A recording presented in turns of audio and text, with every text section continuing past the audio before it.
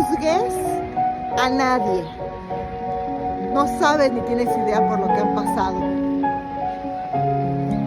Está cabrón.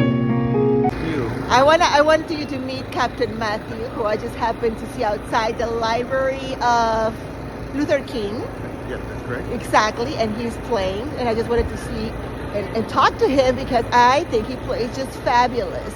Ask me questions. Okay, so But tell me. I get to ask you a question too. Okay, ask me a question. How did you feel when you heard that song?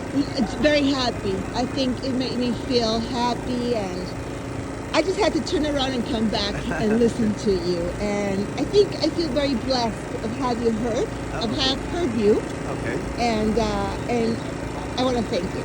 Well, thank you. That song was written. I went through a horrible tragedy, lost everything. I was very angry at someone, and I went to a class, a divorce class, and they said you had to forgive. Okay. And I, for 4 years, no, I'll never forgive. Okay, they laid hands on me and said forgive. And I did, and the next day, songs for hours, gushing, a dam had broke. And that song came out. And ever since then, I played this song, and many people are touched by this song. And it shows the power of forgiveness. Well, that forgiveness unleashed a dream that I once had when I was 15 to play piano and make beautiful music. And I'm doing it now. To discover that dream I had, and now I'm living that dream. And it took me 40 years to figure it out, but I'm doing it now at age 65. Because I'm living that dream, I'm following the orders that came from the creator of the universe. I'm on top of the world. I love that you're following the words of the creator. You're following his instructions. I am. I'm being obedient to that. People don't like that word, obedient that, but I was disobedient for 40 years, and it had terrible consequences. And I'm a missionary to many of the homeless people here, and they have the same thing. I asked them I asked them a lot of questions. What's your dream? What's your purpose? What's the legacy you want to leave? And nobody's ever asked them those questions or listened. But I asked them ultimately, who are you angry at? And the number one answer almost always, myself, they'll say. They're like, I shouldn't be here. I'm so frustrated. I'm mad at myself that I'm stuck here. And so I help them to find forgiveness. I ask them to forgive whoever they're mad at and forgive themselves. And I've watched miraculous turnarounds. And the music brings them to me. People I would never speak. They look at this old white cracker with a spear like, I won't talk to that guy. But the music brings us together. And I have a mission. I'm a missionary. I have a mission on the streets here.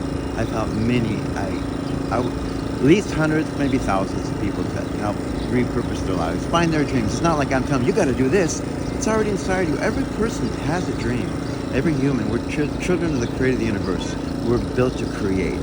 And every one of these most broken people, everyone without exception, you ask, I go up to that man right now, what's your dream?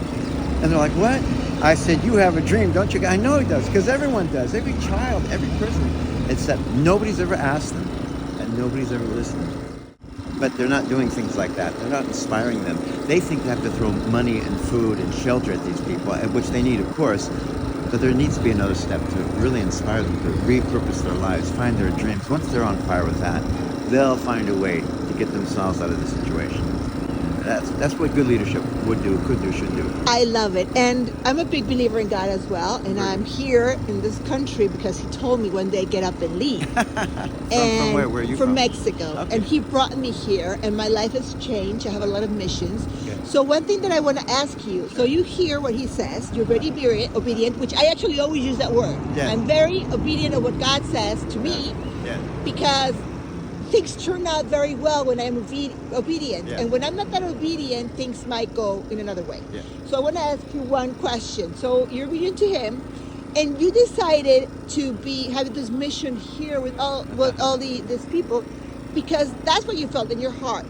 No. But not like actually someone came and told you, like, you should do this. No, I'm from California, 3,000 miles away, and I'm just in the kitchen one day, and a voice said, go to D.C., and this voice, go to D.C.